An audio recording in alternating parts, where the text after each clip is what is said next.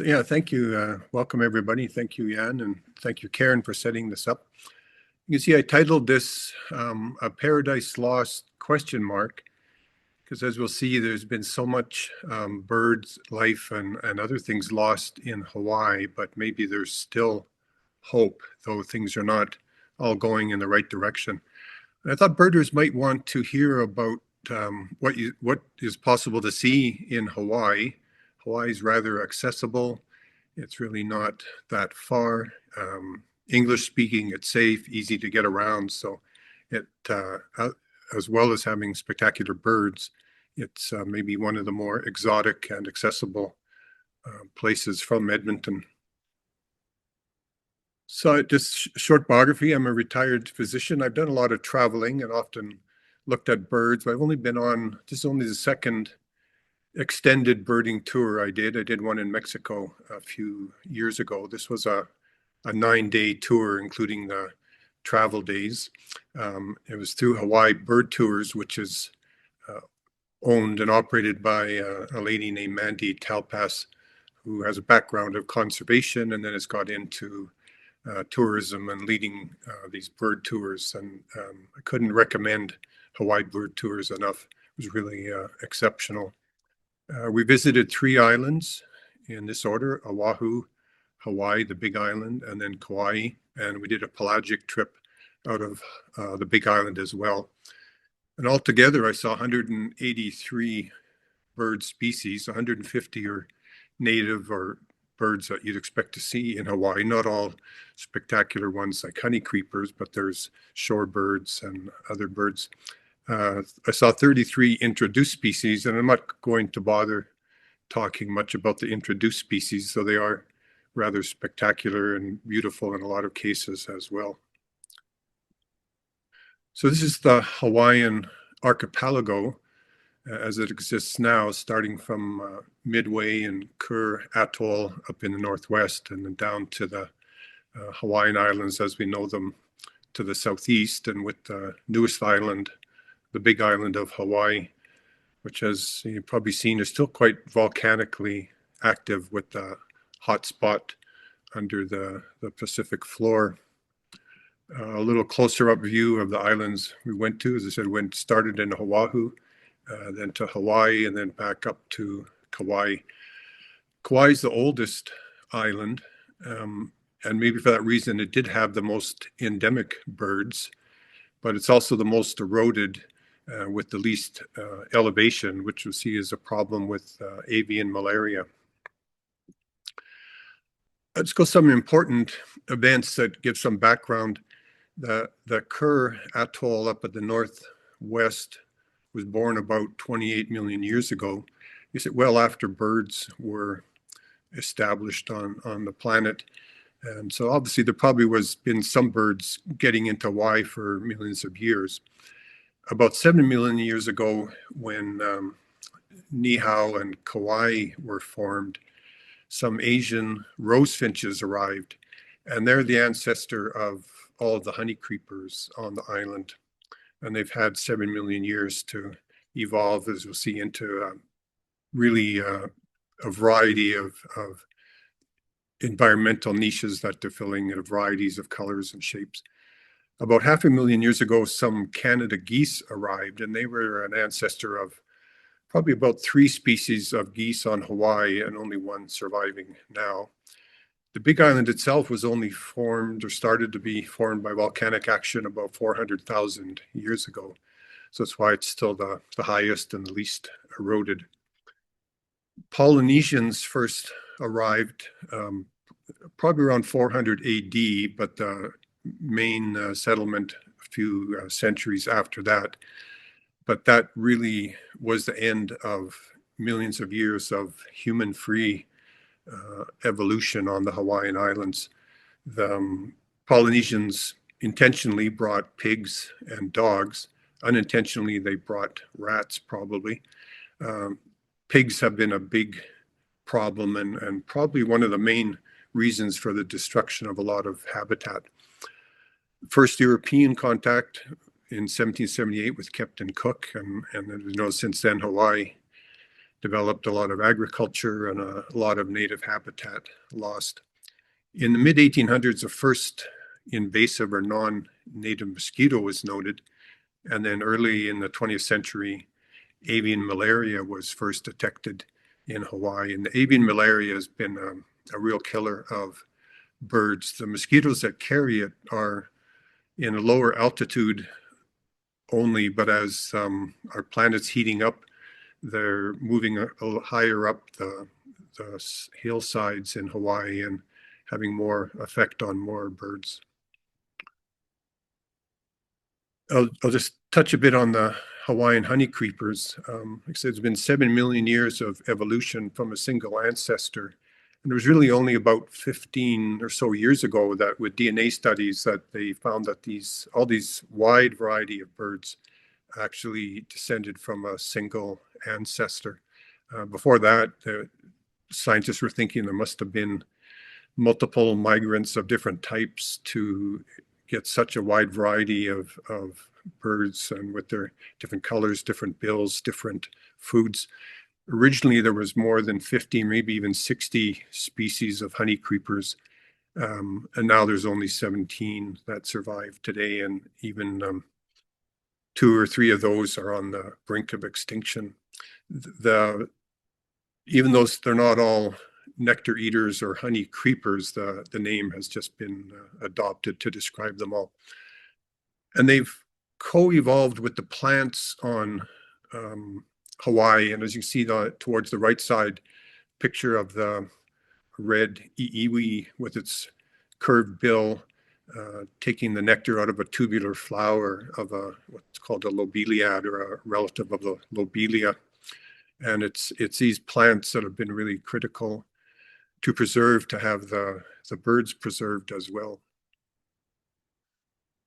Just looking at some of the waterfowl, there was 3 species of geese probably evolved from Canada geese. Only the Hawaiian goose, or known as the nene, survives. That's the smallest one on the right side. The other ones, and some duck-like goose, or goose-like ducks, sorry, are all extinct. Probably went quickly extinct once the Polynesians got there, whether from hunting or the effect of pigs or dogs.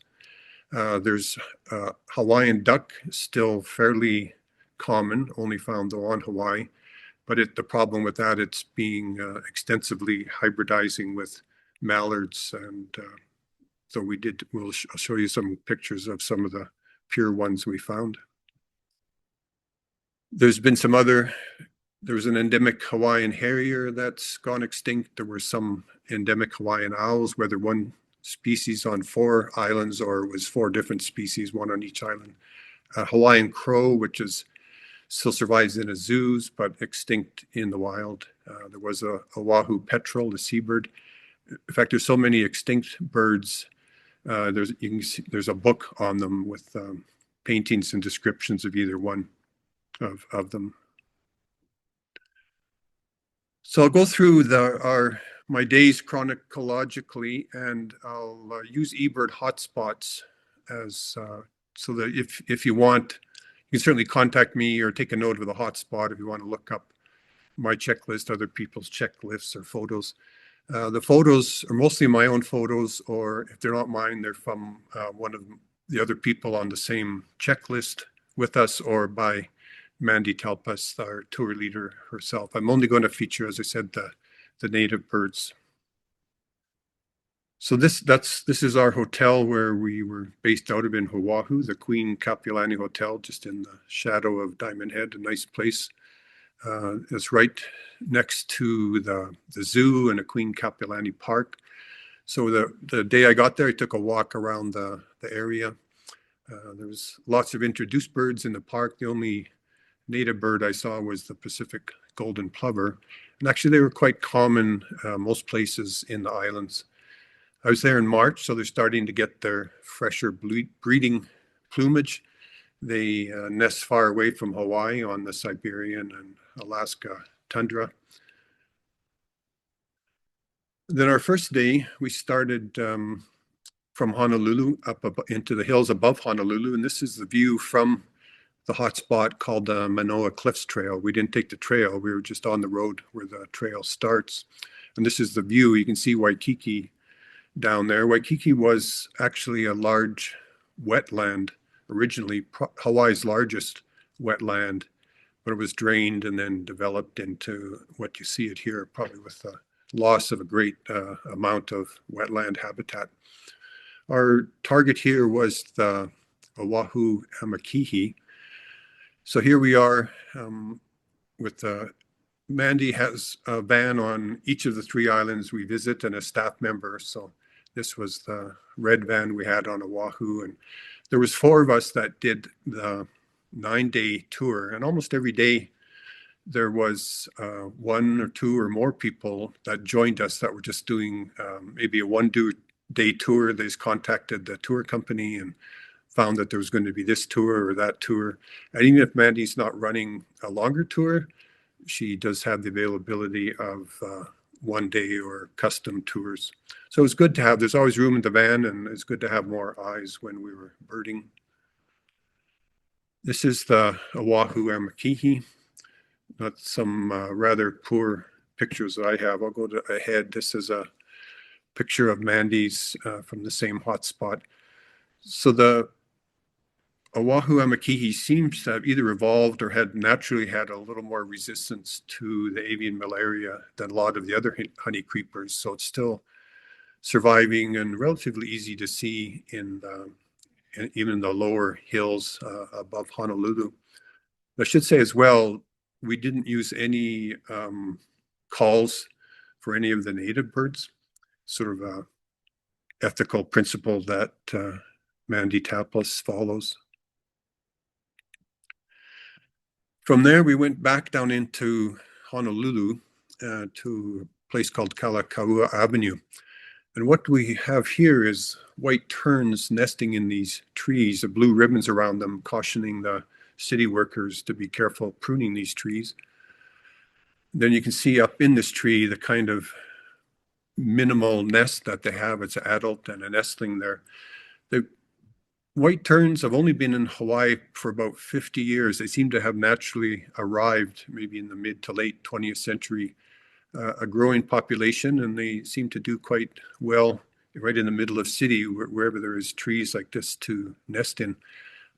Just last year, the white tern was split into 3 species. These white terns are now known as the blue-billed white tern, but I'll just refer to them as white terns for now.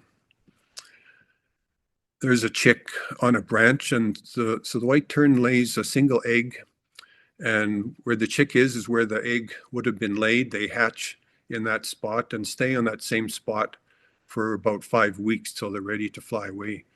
They have strong feet, sharp claws that keeps them there. Some do fall out of the trees.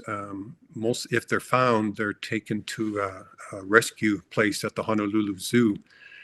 Unless they're put back in exactly the same spot, the parents can't find them. It seems to be that the parents locate them by location, not sight or sound or anything like that.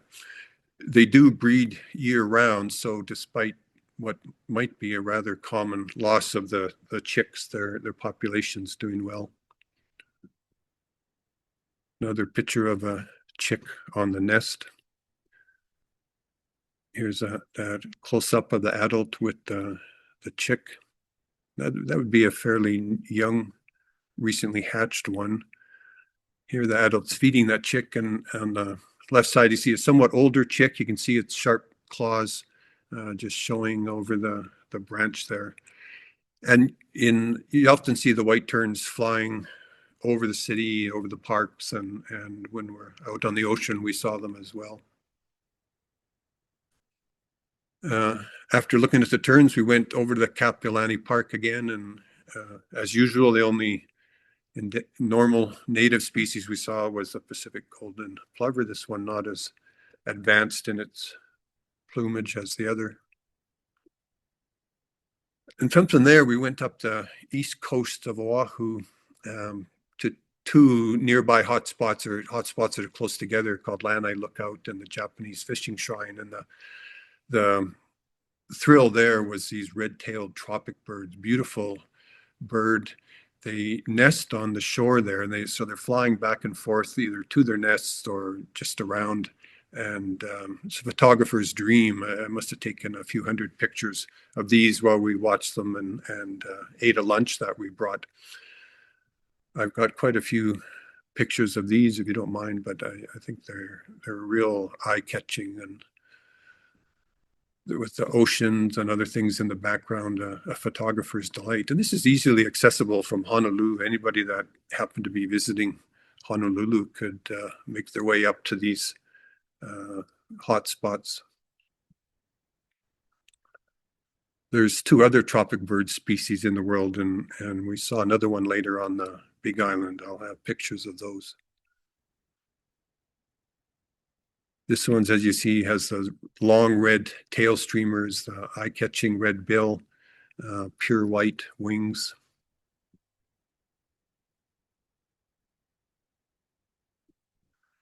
So this is where they nest. They nest under rocks and in cracks in the rock. And even though you can't see them here, there was quite a few nesting.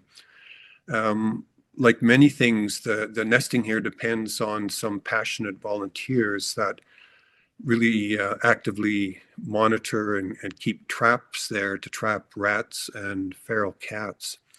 And I heard from Mandy Telpus that not long after we were there, a feral cat did get into this sort of nesting area and killed 21 of the tropic birds, adults and chicks. So without volunteers doing some work to keep those predators at bay, these tropic birds would not be here at all.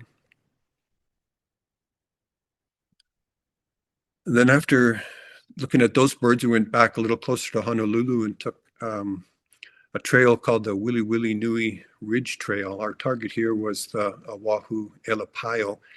We didn't really go far, probably less than a kilometer to the area where these are known to be. And there's the Oahu Elapaio, a photo of mine. There's three Elapaios, the Oahu, the Hawaii, and the Kauai Elapaio. They're members of a bird group called the monarch flycatchers. It's a large group of birds that's found in Asia, Australia, Africa. They're frequent singers, and they typically have their tails cocked up. I think the next picture, this is one of Mandy's photos, shows it quite well. They're not too wary. They're fairly confiding kind of birds, and often will even follow hikers on trails. Okay, so this is the next day. We headed further up the east coast of Oahu. This is a point where a lot of people stop, and pretty views of these islands and the ocean. It's called the Mainana Island Seabird Sanctuary. And it really is, when you zoom in, this is a zoomed in view of that island. Every white spot that you see there is a nesting sooty tern. So there's thousands and thousands of these terns nesting on that island.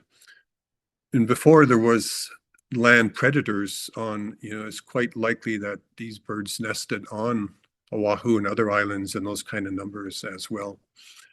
And with the scope view, we were starting to see some other seabirds that we'd get better looks at later, but the shearwaters and the boobies. We continued further up the coast to a tidal wetland called Ka'elepulu wetland. It's connected to the ocean, though obviously surrounded by homes and buildings, but it was still a fairly natural place. One of our targets here was the Hawaiian subspecies of the black-necked stilt. If you're familiar with the black-necked stilts that we now have around here, this one has more black on the neck, not just on the back, I think like the ones we have here, but extending a little further. And I don't think they're migratory either. Of course, they just live on the islands and don't move around much.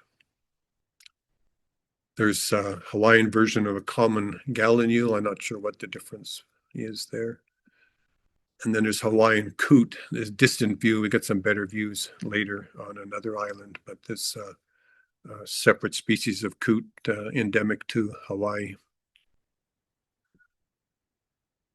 We also saw a black crowned night heron, and I saw a Gulf fritillary butterfly at wetland as well. And then a little further up Oahu, there's a Marine Corps base and a big bay in front of it. The target here was a black noddy, a tropical seabird, and but there's a Hawaiian subspecies that maybe will be separated into a separate species one of these days. No, adam değilse kesme şey içine who cares? Restaurant İrani dedin? Bıraktım önce restoran İrani Sorry, I just heard somebody talking there. Okay. And I just showed this. We're almost at the. How much cheese? Oh, somebody just unmuted themselves. Make sure you stay muted, people. Just gonna see if and check what that is. Now here we are at the Kahuku Golf Course and Pasture, almost at the top north end of Oahu. We parked. This eBird map shows our path. We parked at the rather modest clubhouse and then walked along the side of the golf course, and then a trail that goes to a seaside cemetery. But along that trail, our target bird here was the bristle-thighed curlew, and we were able to see some of those there. As you can see, it looks a lot like a whimbrel and is related. It breeds in the very remote areas of Alaska and winters in the South Pacific. There's probably about 10,000 of these birds in the world. The best place to see them in the world probably is on Oahu, and we saw them in the pasture and flying over the ocean. And on this picture I took, you can see the bristly feathers on their upper legs from where their name comes from, the bristle-thighed curlew. So that was something on my wish list. I was very happy to see those. And as we were looking at the curlews, a Laysan albatross flew over and landed not far from us, the first albatross of our trip. And there it landed and spread its wing out here. Mandy told us that sometimes albatrosses or shearwaters will try to nest. Probably was an ancestral nest ground of theirs, but they would not be successful due to the rats and other predators around. This is the Japanese cemetery, probably from the late 19th, early 20th century. It's kind of a evocative and beautiful seaside location, almost worth a visit on its own. And probably because of the cemetery here is why there is a path across the golf course to still provide access to the cemetery. And that was the end of our day. Then we drove back to Honolulu, but there was a surprise for me back at the hotel. There was a white tern perched on my balcony. It stayed there for at least 30 minutes or so, and I was able to take hundreds of pictures of it. I noticed that it had bands on its legs, and I got the numbers. And at our dinner, I mentioned it to Mandy that this white tern was here and it had these bands. And she quickly phoned conservationists she knew at the zoo that were managing the white tern rescue program, and they told her that in fact that this white tern had fallen out of its nest and been raised at the zoo and was just released that day. So hopefully after it flew away, it connected with some other terns or figured out how to get out to the ocean to eat. You never know. But it was a very charming little thing to have so close. And then the next day in the morning, we flew over to the Big Island. The first stop we made was at a golf course. I say maybe like golf courses everywhere you see geese, but in Hawaii you see the Hawaiian goose, or it's known as the nene. This survival of this goose, quite a success story. It almost went extinct in the mid 20th century. There was only about 30 of them left in the Hawaiian Islands. And I think I read that they were all or almost all were captured and transported to England to a facility with good luck in breeding waterfowl. And as they were able to successful breed and increase the numbers, they've been reintroduced back into Hawaii in various places, sometimes with not much success, but other places done quite well. So now, there's now about a few thousand of them on the Big Island and other islands, but still the rarest goose in the world. Some more pictures of them on the golf course, and young ones of various age. I think they breed kind of randomly. There's not with the climate there, it's not a seasonal breeder like our geese here. They breed all year long.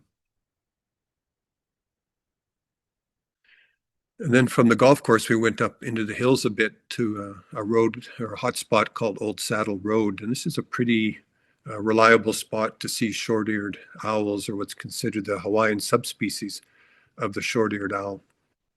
It's actually thought that the short-eared owl in Hawaii was not there historically and was probably brought over by Polynesians maybe 1,000 years ago or more.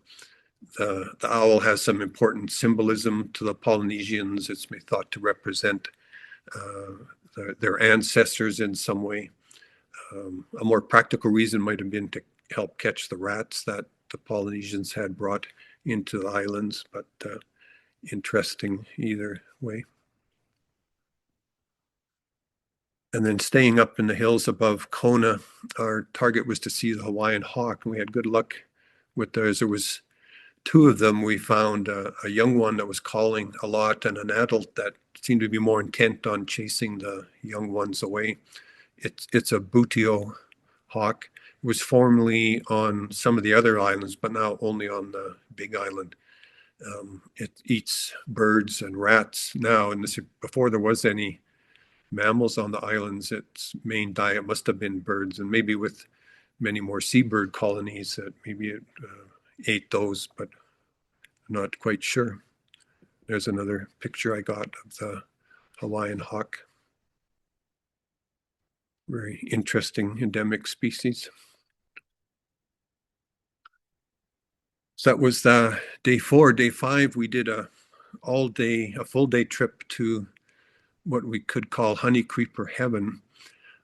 Up in the Hakalau forest, there's a track called the Pua Akala track, which is a small area, maybe only about 2 square miles, but it has 3 layers of pig-proof fencing and active monitoring and trapping of any other pigs or any other predators that might get in there. The pig rooting of the pigs on the forest floor is what really is damaging to the native forest. To get here, we had to take, it's quite a ways from Kona, and then the last 10 miles or so is on a very rough road. Hawaii Bird Tours has this Nissan van with a 4-wheel drive and lifted to get safely up the road. The weather looked a little rough when we got there, as they do get feet and feet of rain here, but then it cleared up and we had a beautiful day.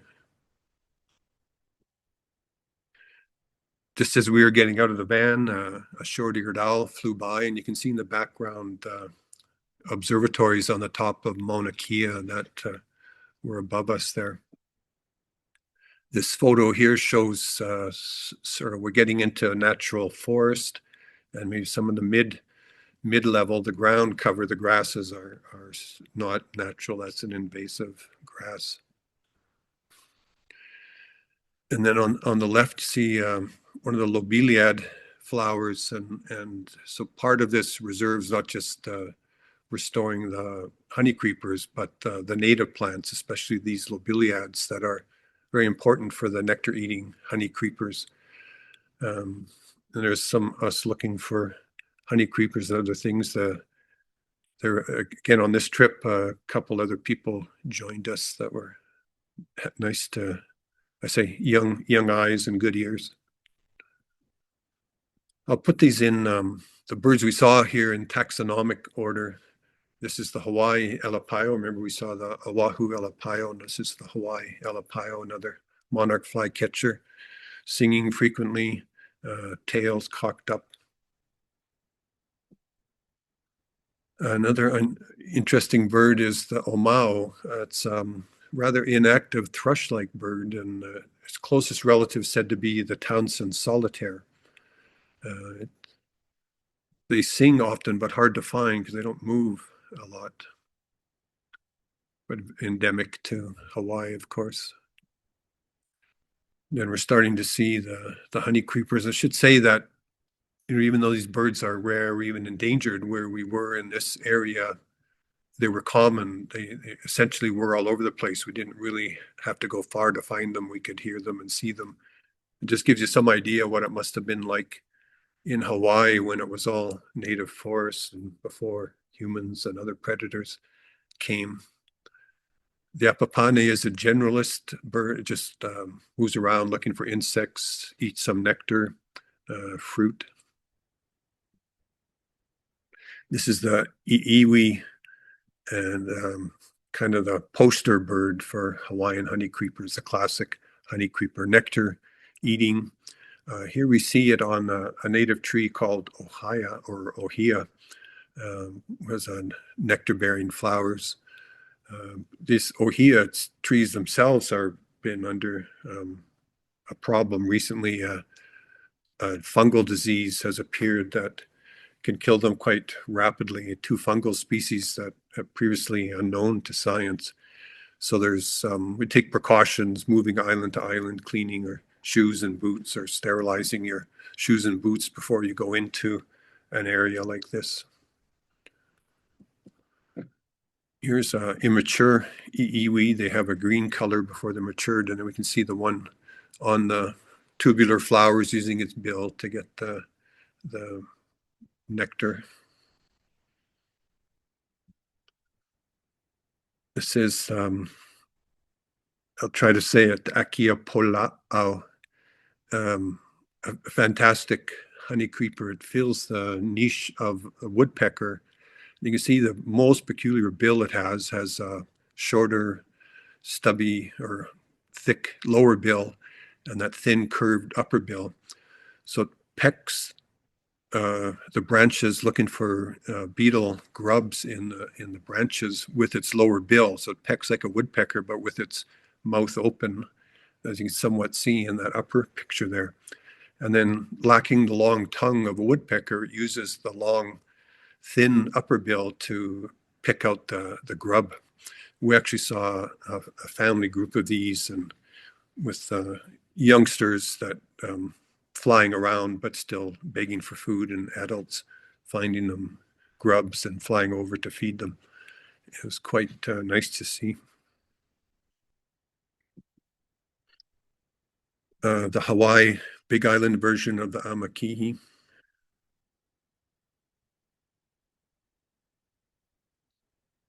There's another couple. The one in the upper right's a female, not as bright as the male, not so yellowish, more of a paler green. Hawaii creeper, even though it's moves around like a creeper looking for insects, it's still one of the part of the honey creeper family in the evolution. And Hawaii akipo is really spectacular, almost a fluorescent orange bird, most like a warbler, actively looking for insects, moving around the trees. It has you can't see in these photos, but actually has a very slightly crossed bill that I think it uses to open buds to look for insects and larvae. So we had a good day in honey creeper heaven. Nothing we didn't see that we wanted to see. And then it was back down to Kona. The next day we did a all-day pelagic trip. And this is the boat we went on, and if you don't know, pelagic means on the ocean. So we're going on in the ocean to look for seabirds. We had a lot of people joined us on this trip. There's some tourists and also local birders. I think whenever Hawaii Bird Tours arranges a pelagic trip, the locals are happy to come or pay to come on it as well to get a chance to see birds that you don't see very often otherwise. From Kona Marina, we sailed out about 30 miles to a place or a thing called the Hawaii tsunami buoy. We had good weather and good seas, and in the picture, that's Mandy Talpus explaining some of the rules. Like if you see a bird, shout it out. Don't assume other people are seeing the same bird that you're seeing, and if you get seasick, put it over the rail. And saw some sea life going out there, Hawaiian spinner dolphins, a few pods of short-finned pilot whales,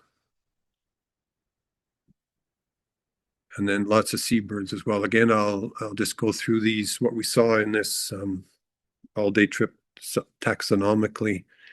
Sooty terns, like the ones that were nesting on that island. They're rarely seen close to land. They forage widely over the ocean.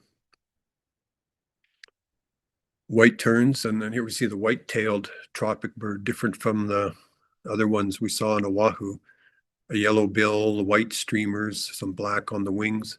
Otherwise, much the same. They range widely over the ocean looking for food and fly miles and miles.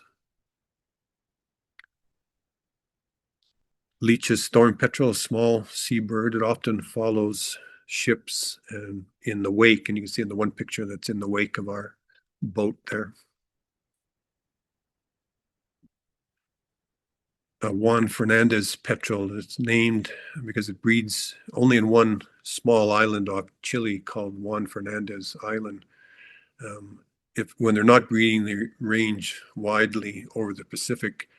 It's not particularly rare. I think I read there's maybe 1 million of these birds, but we're still lucky to see one. It was one of the sort of highlights of the pelagic trip. They're not often seen. And in fact, we saw quite a few birds. It was one of the more successful pelagic trips that the tour company has had. Chromatic petrel, another this interesting petrel. If you look at the wing pattern, if you think of Jaegers, where we have Pomerine parasitic Jaegers, the wings look somewhat like a Jaeger's wing.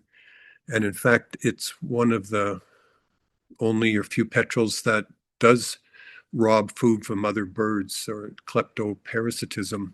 And we did see one going after a tropic bird. And it makes you wonder, is there something about having the white flashes on the wings like a Jaeger's or a Kermadec petrel that is advantageous for a bird that steals food from other birds? I thought interesting question. A mottled petrel.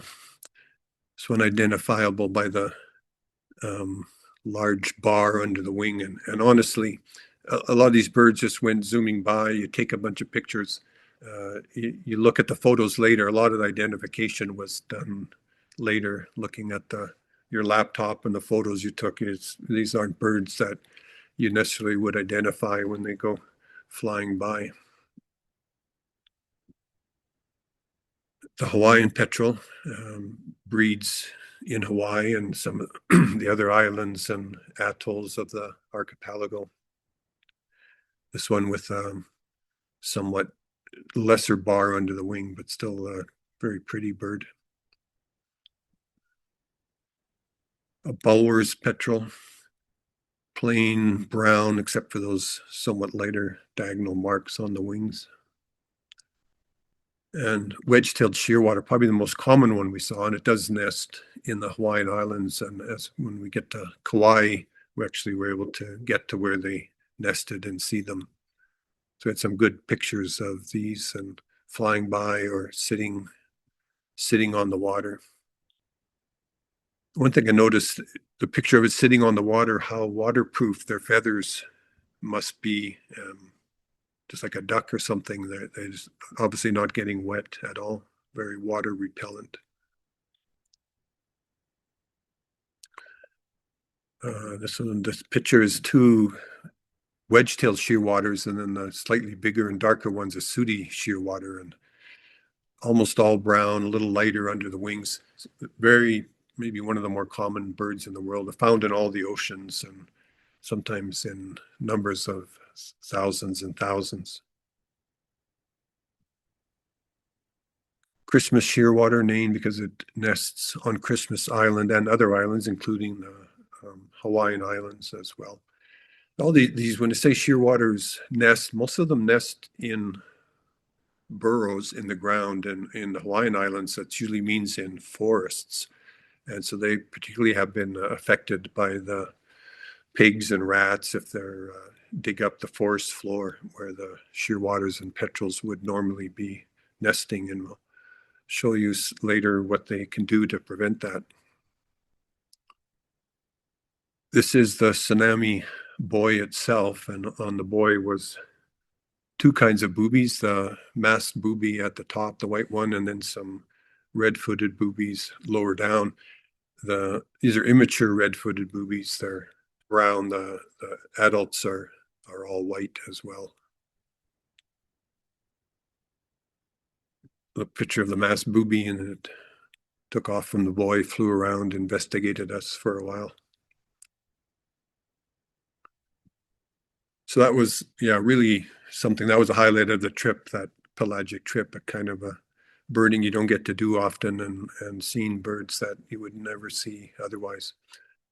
So the next day we were flying over to Kauai, but I say, what birding trip is complete without a visit to a sewage plant or a dump? So we went over to the wastewater plant near Kona for a report of a cackling goose there, which was hitting all the rare bird alerts in Hawaii. I mean, it's not the first time they've seen one, but it was nice to see. And there was other shorebirds there at these ponds as well, ruddy turnstones and other things. And then it was over to Kauai, and after we flew there, the rather short flight, Mandy says, "Oh, we're going up to Princeville's at the north end of Kauai. I have a surprise for you." And getting there, we went to a rather residential neighborhood, and what do you see sitting under a tree is a Lysan albatross. And then going a little further down the road here, there's a nest, even a youngster and two adults on a nest, you can see in front of somebody's house by their front walkway. Friendly lady came out and talked to us, and there's more than this nest around this area and this neighborhood as well. And they're very proud of the albatrosses they have in their yard. She told us that these were not the parents of this youngster, but actually some older siblings that were still kind of coming back and forth to this area. And then as we're watching those two and the youngster, another one flew in, and there was the bowing and bill clapping and these kind of things. So it was, quite exceptional. It makes you think probably historically, before there was Princeville here, this area was an albatross nesting ground. If you've seen pictures of what it's like still on Midway, where the Lysan albatross nest, they're just cheek to jowl, very dense nests. So whether they have some genetic knowledge of nesting here, or they live a long time, as we know. At Wisdom, the Lysan albatross in Midway, that's in her 70th or 71st year, and has laid eggs or raised young through most of those years. So maybe there were some albatrosses here before the houses were and are still alive.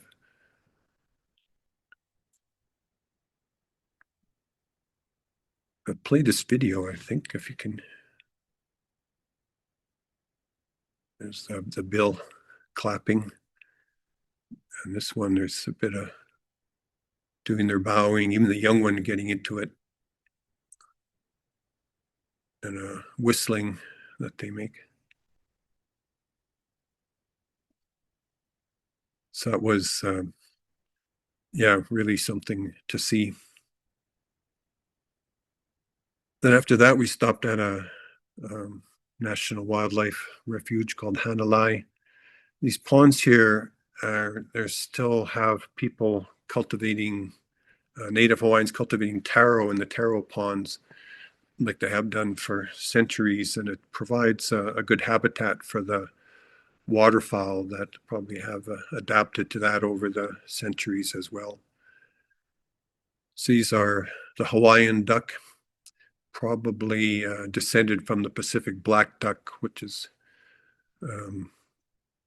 common in other parts of the Pacific, but this one's a distinctive species itself. And I say these ones are pure, no mallard in them on this island, but other islands, the hybridization with mallards is probably going to render them extinct in that way. And there were some Hawaiian geese around here too, allowed us some good observations. The gallinule, black-crowned night heron. Black-crowned night herons are not considered any special subspecies here as they are in some other parts of the world. And from that wetland, we went up to a rather famous birding site called Kilauea Point. This is where there's a lot of birds, seabirds flying around most of the time. And also we have the seabirds, boobies and shearwaters nesting right here. Here we are sort of at the overlook, and the people at the back there behind the fence are looking at these burrows I have on the picture on the left side. These are shearwater burrows. They nest in these on the forest floor. This is a wedge-tailed shearwater kind of flying in to its burrow. And you can see, especially in the picture on the right, as it's slowing down and losing speed and altitude quickly. But when they're flying over the ocean, a very graceful, beautiful bird. And there's one that flew in and into that burrow and is able to get a picture of it looking out of the burrow. Another one flew in and just sat on the forest floor on the pine needles there. So these birds, they usually come in and back and forth to their burrows at nighttime. So maybe somewhat lucky to see these, or maybe they're not so nocturnal as some other ones. And then we have, these are the red-footed boobies, the adults that are white. They nest in trees and build nests, somehow grab branches and leaves and build themselves a somewhat rudimentary nest, but there was quite a number of them nesting there.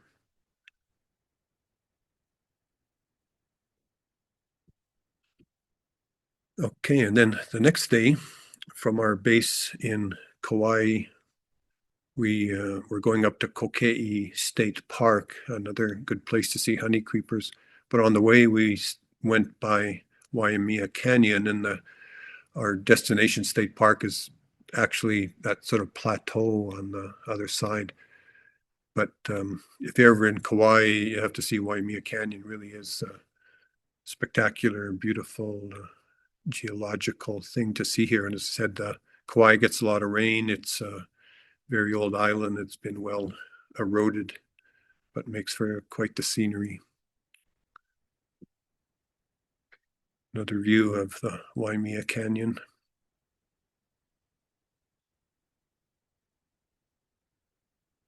And then here we are at the Kokei State Park. There's a nice road.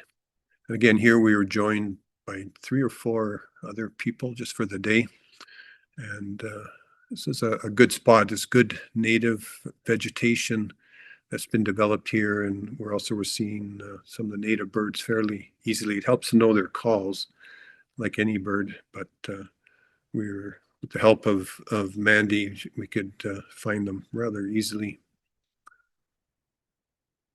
Weather started to get a little foggy. They do get a lot of rain here at some times of the year, and then actually got totally fogged out. Just had to wait for it to pass. Obviously, we couldn't see a thing, but then that passed and it cleared right up again. Now on the right here, this is a very native, original Hawaiian forest. The tall ohia trees, mid-story of tree ferns, and then understory of fern-like plants. Sorry, I don't know exactly what they are, but this was all be native plants. On the left side in this park, you can see this is the kind of where they have to go to make a predator-proof fence. So on the other side of this fence would be shearwaters and petrels nesting in the forest floor. So they build this fence to keep out pigs and the rats. The metal extends down even into the ground somewhat, so the pigs can't root under it. The kind of rats they have there, the Pacific rats, can climb trees, so they have to keep the trees well trimmed back so they can't get over the fence by climbing tree to tree. But that's been a successful project to help the seabird numbers.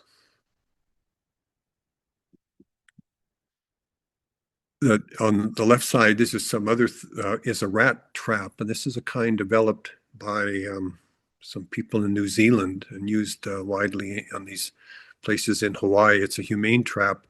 It uses carbon dioxide CO2 cartridge on the right side to fire a pin when a rat sticks its head up to some bait inside the left side. It triggers the pin, and it instantly goes in and out of the rat's head, killing it instantly and humanely. And with one carbon dioxide cartridge, they're able to get about 24 shots, so it can be left there fairly effectively for quite a while. And it's apparently been a real success for keeping down the rat numbers in the areas where they want to. And on the right side, especially in Kauai, these are reflectors on the power lines. I say most of the seabirds that nest in the forest floors fly in and out at nighttime, and hitting the wires is a danger to them. And they found that by putting these reflectors on, it helps them avoid the wires, and been very successful in not getting the wire strikes and killing them that way.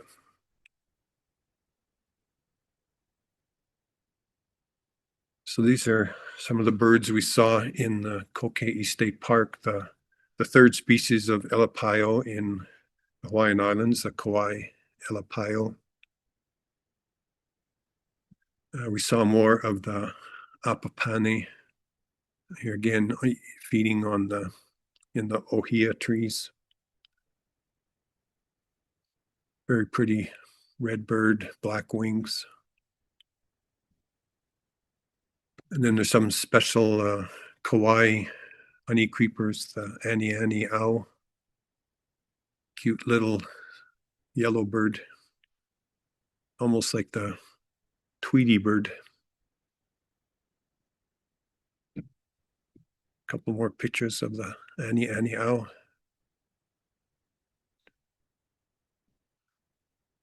And this is something I was happy to see. This is an endemic dragonfly, a huge dragonfly. It's called the giant Hawaiian darner, and I think its wingspan, I should have paid more attention, but it was like 4 or 5 inches and perched on a branch. Got a lot of good photos of it. So like I like to say, it's not just the birds, but that was something special to see. And this is it's endemic to Hawaii, only found there. And some kind of huge orb weaver spider. I'm not sure exactly what one. I was able to, maybe Google told me that it's one of the Argiope species. I think somebody might be able to give me a more definite identification, but nice to see as well. And then from that park, went down to a water bird sanctuary. Finally got a good look at a Hawaiian coot. I think it's much like our coot, but a little, they said the crest, the head crest shield is a little bigger. And then the last day before the tour was officially over, but before I had to catch the plane home, I took a walk along the shore in Kauai and more Pacific golden plovers, and saw a wandering tattler and a couple albatrosses fly by as well. Okay, well, that's the talk, the pictures. Happy to take any questions. If I'll put some, if anybody has any interest in going to Hawaii, I certainly could.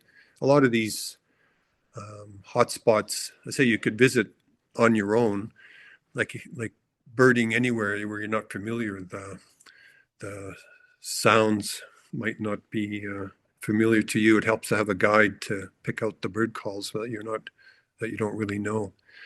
But I sort of wouldn't hesitate to even spend, if you happen to be going to Hawaii, I think on any island, there's probably some birding you can do and would be worth looking into.